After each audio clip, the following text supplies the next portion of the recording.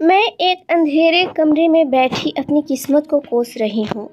अपनी किस्मत के साथ साथ मुझे रिश्तों पर भी भरोसा नहीं रहा। खास तौर पर माँ का रिश्ता तो मेरे लिए बिल्कुल भी भरोसे के लायक नहीं रहा। क्या माँ ऐसी होती है? क्यों ऐसा करती है जो मेरी माँ ने मेरे साथ किया? मुझे एक अजनबी आदमी के साथ ज़बरदस्ती भेज दिया। मैं यह भी नहीं जानती थी कि आखिर वह आदमी कौन है। वह मेरा अपना है या पराया। उसके साथ आते हुए मैं चीखती रही, चिल्लाती रही, मगर इस औरत और मुझे साथ ले जाने वाला आदमी ने मेरी एक नहीं सुनी। आखिर मुझे मजबूर होकर मुझे उनके आगे अपना सिर झुकाना पड़ा। वह अभी मुझे इस बड़े से घर के बड़े से कमरे में बंद करके चला गया था। यह घर शहर से बहुत दूर था। यहाँ कोई चिल्लाए उसकी आवाज़ दीवारों से टकराकर वापस उसे कानों में ही सुनाई देती थी। बाहर का कोई भी आदमी मेरी आवाज़ नहीं सुन सकता था। पता नहीं भगवान ने मेरे साथ यह कैसा मजाक किया था। मैंने ऐसा कभी नहीं सोचा था कि मेरे साथ ऐसा भी कुछ होगा और इन सब की जिम्मेदार सिर्फ़ और सिर्फ मेरी माँ होगी। मेरी सगी माँ हो जो मुझसे इतनी मोहब्बत करती थी, मुझसे एक पल के लिए भी दूर नहीं रख सकती थी। उसने सिर्फ अपनी ख्वाहिश पूरी करने के लिए मुझे उस आदमी के साथ भेज दिया था। मैं खुद को बहुत ज़्यादा अनमोल समझती थी, लेकिन मेरी अपनी ही माँ ने मुझे बेमोल कर दिया था। मैं जब से यहाँ पर आई हूँ अपनी मदद के लिए चिल्ला रही हूँ, बल्कि मैं जानती हूँ कि यहाँ पर मेरी आवाज़ सुनने वाला कोई भी नहीं है। फिर भी शायद मैं चीख चिल्लाकर अपने अंदर का गुस्सा निकाल रही थी। मैं कुछ ही देर में खूबसूरत कमरे की हर चीज़ तोड़ डाली थी। पूरा कमरा बिखेर दिया था और अब मैं एक कोने में बैठी रो रही थी। मैं जानती थी कि जो आदमी मुझे यहाँ पर छोड़ कर गया है वह वापस ज़रूर आएगा और जब इस कमरे की ऐसी हालत देखेगा तो पता नहीं क्या करेगा। लेकिन मुझे इसकी कोई फिक्र नहीं थी कि वह मेरे साथ कैसा बर्ताव करेगा। मुझे इस बात का आइडिया है और शायद मैं इसी बर्ताव के लिए एक घर में लाई गई हूँ। मेरी उम्र सिर्फ 15 साल है और मैं एक 15 साल की मासूम लड़की के साथ यह सब कुछ होना, आप तो समझ सकते हैं ये सब मेरी माँ की गलती है या फिर अपनी गलती अपनी माँ के सर पर डाल रही हूँ, इसलिए कि मैं हर मामले में खुद को बचा सकूं। आखिर कुछ तो मेरी तरफ से भी गलती रही होगी, लेकिन शायद हर बात में बच्चे अपने माता पिता को यह गलत ठहराते हैं या फिर गलती माता पिता की ही होती है। आज इस जगह हम क्यों हैं और यहाँ कैसे पहुँचे, यह आपको मेरी पूरी कहानी सुनने के बाद पता चलेगा। और आप लोग मुझे बताना कि अगर इस समय मेरी माँ की गलती है तो मुझे हर समय इतना गिल्ट क्यों रहता है। मेरा नाम जानवी है, मेरी उम्र 15 साल है। कुछ साल पहले तक मैं अपनी फैमिली को एक आइडियल सैलरी समझती थी। मैं और मेरी माँ और मेरे पिताजी, हम तीनों की मिसाल ऐसी थी कि एक दूसरे के बगैर हम रह नहीं सकते थे। मेरे पिताजी एक हॉस्पिटल में नौकरी करते थे। हम बहुत ज़्यादा अमीर तो नहीं थे, लेकिन मेरे पिता जितना भी कमाते थे हम उसमें बहुत खुश रहते थे। उसकी वजह यह थी कि मेरी माई बहुत ही अच्छी और समझदार औरत थी, इसलिए हमारा गुजारा भी बहुत अच्छा होता था। वह मेरी 14वीं सालगिरह का दिन था जब मैं और मेरी माँ बेकरी पर अपने जन्मदिन के लिए कुछ सामान लेने के लिए गए थे। बेकरी पर हमें एक आदमी मिला जो कम से कम 40 साल की उम्र का होगा। वह बार बार मेरी और मेरी माँ की तरफ देख रहा था। एक दो बार उसने मेरी माँ को इशारा भी किया, लेकिन मैंने उसको नोटिस नहीं किया। अपना सामान लेकर हम दुकान से बाहर आ गए तो वह आदमी भी दुकान से बाहर आ गया और हमारी तरफ देखने लगा। माँ ने बगैर पीछे देखे तेजी से घर की तरफ जाना शुरू कर दिया और मैं बार बार पीछे मुड़ मुड़ कर देख रही थी। वह तो जैसे हमारे पीछे ही लग गया हो। जिस गली में हम रहते हैं वह भी हमारे पीछे पीछे आ जाता। मैं माँ को बताना चाहती थी कि कोई हमारा पीछा कर रहा है, लेकिन पता नहीं क्यों मैं माँ को कुछ भी नहीं बता पाई। जब मैं अपने घर का दरवाज़ा खोलकर अंदर जाने लगी तो मैंने एक बार फिर से मुड़कर देखा तो मुझे पता चला कि वह गली के नुक्कड़ पर ही खड़ा था। मैंने मेरी उंगली के इशारे की तरफ देखा तो वो मेरी तरफ देखने लगी। फिर उन्होंने पीछे मुड़कर देखा तो कोई भी नहीं था, पूरी गली खाली था। माँ ने मुझसे पूछा कि क्या हुआ, कौन है? वहाँ पर मैंने उससे कुछ नहीं कहा, बल्कि यह कहकर बात ख़त्म कर दी कि यहाँ कोई नहीं है। मैं इस उम्र में छोटी थी, लेकिन मुझे इतना पता था कि आज मेरे बर्थडे वाले दिन कोई भी किसी बात को लेकर परेशान न हो। मैं अपने माता पिता को खुश और मुस्कुराता हुआ देखना चाहती थी। मेरे बर्थडे बहुत ही अच्छे से मनाई गई और वह दिन मेरे लिए यादगार रहा। अब मैं उस दिन के बारे में सोचती हूँ तो मुझे लगता है कि शायद वह आखिरी दिन था जिसमें हम खुश थे। उसके बाद हर आने वाले दिन में मुझे अपनी माँ से दूर कर दिया। मेरी माँ मुझे अपने नहीं लगना शुरू हो गई। बर्थडे के कुछ दिन बाद जब मैं स्कूल से घर आई तो मैंने एक आदमी को अपने घर से बाहर निकलते हुए देखा। मुझे ऐसा लगा जैसे मैंने उसको पहले भी कहीं देखा है। जो वह मेरे पास निकल कर गया और मैंने उसे गौर से देखा तो मुझे याद आया कि यह वही आदमी है जिसको उस दिन मैंने बेकरी में देखा था और जिसने हमारा पीछा किया था और हमारे घर तक आ गया था। लेकिन यह हमारे घर में क्या कर रहा था? मेरे दिमाग में सवाल आना शुरू हो गए। मैंने अंदर जाकर माँ से पूछा कि कौन आया था। उन्होंने मुझसे कहा कि कोई भी नहीं। मैंने उनसे कहा कि अभी अभी तो मैंने किसी को बाहर जाते हुए देखा। माँ ने कहने लगी कि अच्छा, वह तो लाइट का बिल लेने आया था। मैंने उनकी बात पर भरोसा नहीं किया क्योंकि अभी 2 दिन पहले ही पिताजी ने मेरे सामने लाइट का बिल दिया था। तो फिर अब लाइट वाला फिर से नहीं आ सकता। लेकिन चुप रही क्योंकि मेरी आदत नहीं थी कि मैं बाल की खाल निकाल दूं। उस दिन जब पिताजी घर आए तो मैंने पहली बार अपने माँ और पिताजी को झगड़ते देखा। मैंने पिताजी के घर आते ही उनसे खाने को पूछा। उन्हें बहुत तेज़ भूख लग रही थी। मैंने उनके सामने खाना निकाल कर दिया। पिताजी ने जैसे एक निवाला मुंह में डाला और उगल दिया। मैं सोचने लगी, क्या पिताजी को यह निवाला बाहर निकालना चाहिए था? नमक से भरे खाने को भी उगलने के बजाय निगल लेना चाहिए था। पिताजी ने माँ से पूछा कि सब ठीक तो है? आज खाने में इतना तेज़ नमक कैसे हो गया? यह सुनते ही बगैर खाना चाहिए माँ का ब्लड प्रेशर हाई हो गया और वह पिताजी पर बरसने लगी कि आपको तो मेरी हर चीज़ में बस नुक्स निकालने की आदत हो गई है। ये सुनकर पिताजी भी अपने गुस्से पर काबू नहीं रख पाए। इस तरह कुछ ही देर में हमारे घर का सुकून टेंशन में बदल गया। उस रात मैं चैन से नहीं सोई और ना ही माँ और पिताजी सो पाए। मेरी माँ रात भर रोती रही। फिर सुबह पिताजी ने उन्हें मना लिया। माँ के हंसते ही जैसे पूरे घर में रौनक आ गई और पूरा घर मुस्कुरा उठा। मैंने जाकर माँ और पिताजी को गले से लगा लिया। मुझे यह बात इसलिए पूरी तरीके से याद है क्योंकि हंगामा उस दिन उस आदमी के आने के बाद ही हुआ था। फिर अगले दिनों बाद फिर से मुझे अपने घर के दरवाजे पर वही आदमी दिखाई दिया और शाम का समय था। मैं पड़ोस में अपने दोस्त के साथ बातें कर रही थी। उस दिन पिताजी की भी नाइट ड्यूटी थी। मैंने छत से नीचे देखा तो वह दरवाजे पर खड़ा था। तभी माँ ने दरवाज़ा खोला और वह अंदर चला गया। मेरे दोस्त मुझसे कहने लगी कि जानवी, ये आदमी कौन है? मैंने पहले भी इसे 3-4 बार तुम्हारे घर पर आते हुए देखा है। क्या यह तुम्हारा कोई रिश्तेदार है? मैंने कहा नहीं तो, बिजली के बिल वाला है, शायद बिल लेने आया होगा। वो कहने लगी पहले तो मैंने इसे कभी नहीं देखा। देखो तुम लोग इसे एक ही बार में पूरा बिल दे दो ताकि इसे रोज़ रोज़ ना आना पड़े। मुझे इसकी बात बहुत ही बुरी लगी और उसने बहुत अजीब तरीके से कहा था। मैं उसी समय पर पैर पटकती हुई नीचे उतर आई तो वह आदमी मुझे कहीं भी नहीं दिखा। मैंने माँ से पूछा कि क्या कोई आया था? तो माँ कहने लगी कि यहाँ किसको आना है। फिर उन्होंने मुझसे कहा जाओ अपने कमरे में जाकर सो जाओ, क्योंकि आज तो पिताजी की भी नाइट ड्यूटी है। इसलिए आज मैंने जल्दी ही गेट पर लॉक लगा दिया। मैं भी सोने जा रही हूँ क्योंकि मेरे सर में दर्द है। यह कहकर वह अपने बेडरूम में चली गई। मैंने वहीं लॉन में बैठकर खाना खाया और खाना खाकर टीवी देखने बैठ गई। टीवी देखते देखते तब मुझे नींद आ गई। मुझे पता ही नहीं चला और मैं सो गई। सुबह का समय था जब मेरी आँख खुली। आँख खुलते ही मैंने जो देखा वह देखकर मेरे रोंगटे खड़े हो गए। मैंने देखा कि मेरी माँ और एक आदमी जिसको मैं पीछे से देख सकती थी, दोनों लॉन से निकलकर बाहर की तरफ जा रहे थे।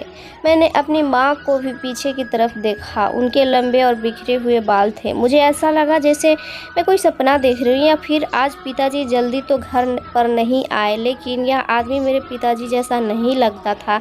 मेरे पिताजी का कद छोटा था और यह आदमी लंबी हाइट का था। हो सकता है कि मैं कोई सपना देख रही हूँ। मैं सोच रही थी कि सोचते सोचते मुझे फिर से नींद आ गई। मैं दोबारा से सो गई। सुबह उठने के बाद मुझे दोबारा यही बात याद आ गई। मैंने सोचा कि मैं इस बारे में माँ से पूछूंगी, लेकिन पिताजी घर आ चुके थे। उस दिन मैं बहुत खुश लग रही थी। माँ और पिताजी मेरे फ्यूचर के बारे में बातें कर रहे थे। मैंने अपनी आँखों देखा झुठला दिया और खुद को यकीन दिलाया कि जो भी मैंने देखा वह मेरा वहम था या फिर कोई मेरा सपना था। लेकिन यह एक सच्चाई थी जिसका पता मुझे अगले कुछ महीनों में बहुत अच्छे तरीके से चल गया था। उस आदमी का तो हमारे घर में आना जाना अब और ज़्यादा बढ़ गया था, लेकिन उसी समय घर पर आता था जब मेरे पिताजी घर पर नहीं होते थे। वह हमेशा पिताजी के पीछे ही घर पर आता था और माँ मुझे उसके सामने आने नहीं देती थी।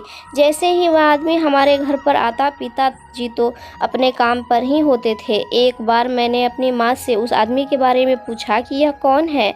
मामा ने कहा कि उनका भाई है, लेकिन इस बारे में अपने पिताजी को मत बताना क्योंकि उनको यह सब कुछ पसंद नहीं है। और फिर मैं तो वैसे भी एक डरपोक लड़की थी, लेकिन मैं इतना तो समझ गई थी कि मेरी माँ जो कुछ भी कह रही है वह गलत है, लेकिन यह बात अपने पिताजी को बताने से डरती थी। मैं सोचती थी कि कहीं मेरी वजह से उन दोनों के बीच झगड़ा ना हो जाए और हमारे घर का माहौल ख़राब ना हो जाए। एक दिन जब मैं स्कूल से आई तो मेरे घर का दरवाज़ा खुला हुआ था और मैं अंदर चली गई। माँ मुझे घर में कहीं भी नहीं दिखाई दी। मैं उनके बेडरूम की तरफ गई। जैसे ही मैं उनके कमरे के दरवाजे पर पहुंची तो मुझे अंदर से बातों की आवाज़ आ रही थी। मैं बाहर खड़े होकर उनकी बातें सुनने लगी और उनके कमरे की खिड़की से छुपकर अंदर देखा तो माँ उसी आदमी के पास बैठी थी और वह रो रही थी। वह आदमी अपने हाथों से उनके आंसू पोंछ रहा था। माँ उससे कह रही थी कि मेरी सारी खुशियाँ सिर्फ़ और सिर्फ तुम्हारी वजह से अधूरी रह गई। तुमने मेरी ज़िंदगी में ऐसा जहर घोला कि मेरी ज़िंदगी बर्बाद होकर रह गई। मेरी माँ की सारी तमन्ना और सारी खुशियाँ सिर्फ एक सपना बनकर रह गई। मेरी माँ बहुत ज़्यादा रो रही थी और उस दिन आदमी से कह रही थी कि अब तुम यहाँ पर क्या लेने आए हो? पहले की तरह मुझे बर्बाद करके चले जाने का इरादा है क्या तुम्हारा? तुम्हारी वजह से मैंने क्या क्या नहीं छोड़ा और तुमने मेरे साथ क्या किया?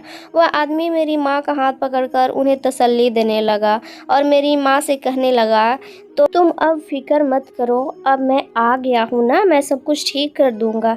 अब हर चीज़ अपनी जगह पर होगी। मैं नहीं जानती थी कि वह लोग किस खुशियों के बारे में बात कर रहे थे। माँ कहने लगी, विजय कभी नहीं मानेगा और जानवी को मनाना भी बहुत मुश्किल काम है। विजय मेरे पिताजी का नाम था। उस आदमी ने कहा कि तुम जानवी की फिक्र मत करो, मैं उसे मना लूँगा, बच्ची है, वह इस रिश्ते को मान ही लेगी। लेकिन अभी देखो, अभी कुछ भी बताने की कोई ज़रूरत नहीं है। उसको सारा काम होने के बाद बता देंगे ताकि वह कैसा फ़ैसला कर सके जिससे तुम्हें तुम्हारी खुशियाँ भी मिल जाए, जो पिछले 15 सालों से तुमने खुद पर हराम कर रखी है। इससे ज़्यादा मुझसे उन लोगों की बातें नहीं सुनी गई और मैं वहाँ से चली गई। मुझे उन लोगों की कुछ बातें तो बिल्कुल ठीक से समझ में आ गई थी कि मेरी माँ खुश नहीं है, लेकिन ऐसी कौन सी खुशी और तमन्ना है जो उन्होंने खुद पर हराम कर रखी है। इस बात का मतलब मैं नहीं समझ सकी। इतना तो मैं समझ गई थी कि आज मेरी माँ की पहली मोहब्बत जो किसी वजह से उसे नहीं मिल पाई और मेरे पिताजी से उनकी शादी हो गई। अब मेरी माँ उसे हासिल करने के बारे में सोच रही थी और मुझे अपने साथ ले जाना चाहती थी, लेकिन मैं पिताजी को छोड़ना नहीं चाहती थी। मैं अपने पिताजी को छोड़कर कभी भी कहीं नहीं जाऊंगी, मैंने अपने दिल में सोच लिया था। उस दिन मेरे दिल में मेरी माँ के खिलाफ नफ़रत का बीज आ गया था। मेरे पिताजी में ऐसी कौन सी कमी थी जो माँ उनको रिप्लेस करनी को सोच रही थी कि शरीफ औरत ऐसी ही होती है जो अपनी जवान बेटी होने के बावजूद अपने आशिक से छुप छुप कर मिलती है और डेट बनी रहती है। उस दिन मैं अपने कमरे में ही रही और शाम तक रोती रही। पिताजी के घर आने के बाद मैं अपने कमरे से बाहर आई तो मेरी आंखें सूजी हुई थी। पिताजी ने मुझे देखा तो मुझसे पूछने लगे कि क्या हुआ। मैंने उन्हें कहा कि मेरे सर में दर्द है और बुखार है। मेरे पिताजी मुझसे बहुत ज़्यादा मोहब्बत करते थे।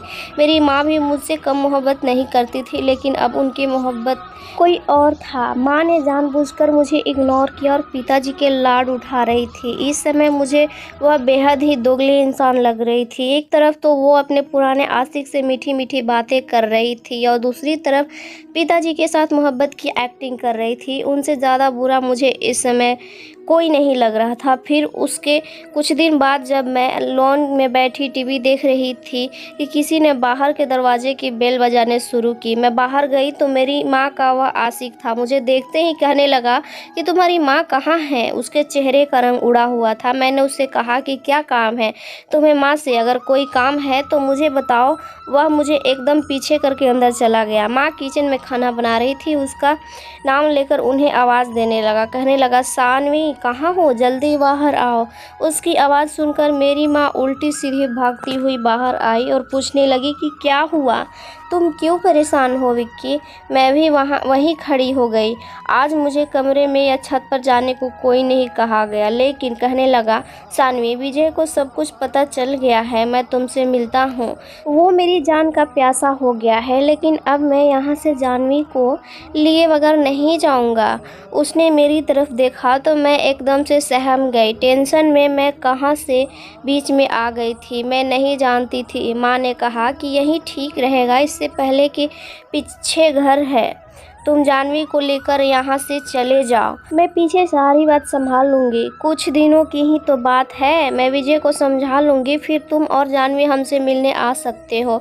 मैं अपनी माँ के मुंह से यह सब सुनकर दंग हो गई। कोई भी औरत ऐसा कैसे कर सकती है कि अपनी मोहब्बत के चक्कर में अपनी सच्चाई को छुपाने के लिए अपनी सगी बेटी को अपने आशिक के साथ भेजकर अपने पति की नज़रों में अपनी बेटी को बुरा बना दे। मैं चिल्लाई रोई, लेकिन मेरी माँ ने एक नहीं सुनी। विक्की नाम का आदमी जो उस समय मुझे हैवान लग रहा था, मुझे ज़बरदस्ती अपने साथ ले जाने लगा। मैंने कहा कि मैं गली में शोर मचाकर सबको बता दूंगी, लेकिन मैं तुम्हारे साथ कहीं नहीं जाऊंगी। तब मेरी माँ ने मुझे एक ऐसी बात कही जिसे सुनकर मेरी आंखें फटी की फटी रह गई। वह सच है या झूठ मुझे नहीं समझ आता, मुझे नहीं पता था। उसके बाद मैं अपनी माँ को बहुत ही नफ़रत से देखने लगी और इसलिए विक्की नाम के आदमी के साथ आ गई। अब इस बड़े से कमरे में मैं उस विक्की का इंतज़ार कर रही थी जिसके हाथों में मेरी किस्मत का फैसला था। कैसी बुरी किस्मत पाई थी मैंने, खुद ही अपने आप को कोस रही थी।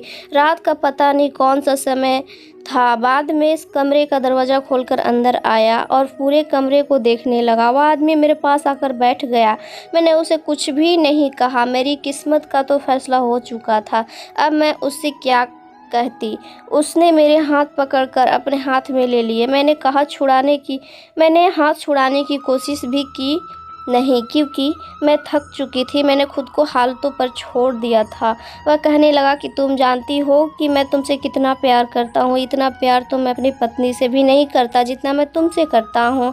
मैं उसका चेहरा गौर से देख रही थी। जानवी नाम मुझे बहुत पसंद था, तुम जानती हो। मैंने ही तुम्हारा नाम रखा था। मैं खामोशी से उसकी बातें सुन रही थी। मेरी माँ ने घर से आने से पहले जो सच्चाई मुझे बताई थी, मैं उसको पूरी तरीके से जानना चाहती थी।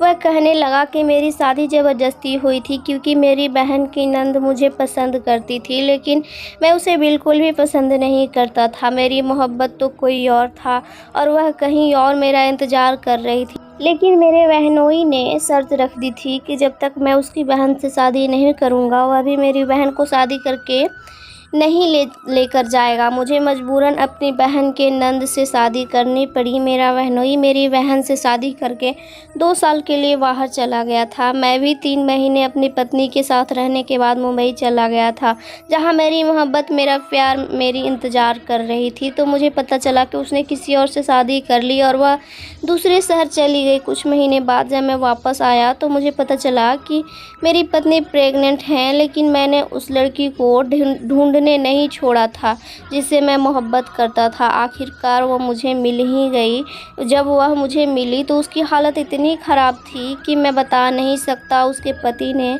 दौलत के लालच में उससे शादी की और वह उसे रोज़ मारता पीटता था।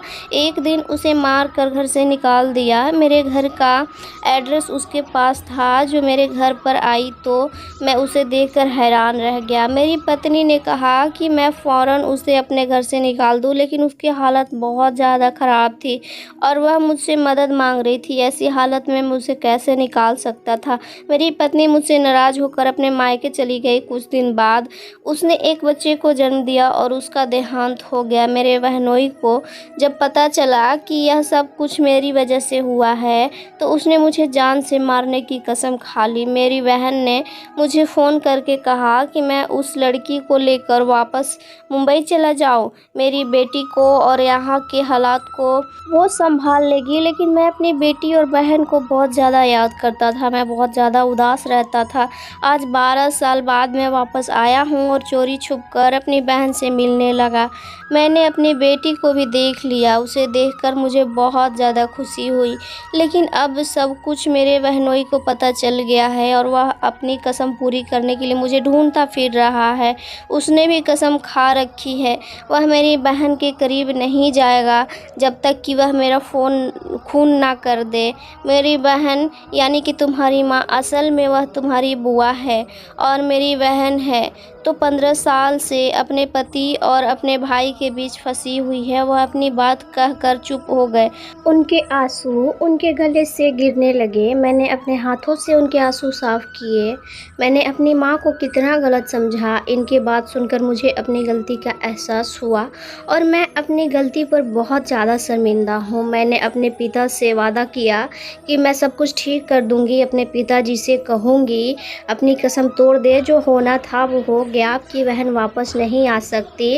मैंने अपने पिता से कहा कि वो मुझे घर ले चले। अपने पिताजी से आपको माफ़ी दिलवा दूंगी और अभी तो मुझे अपनी माँ से अपनी गलतियों के लिए माफ़ी मांगनी है और फिर सब कुछ ठीक हो जाएगा। इसी सोच में मैं मुस्कुराने लगी और मेरे पिता ने मुझे गले से लगा लिया।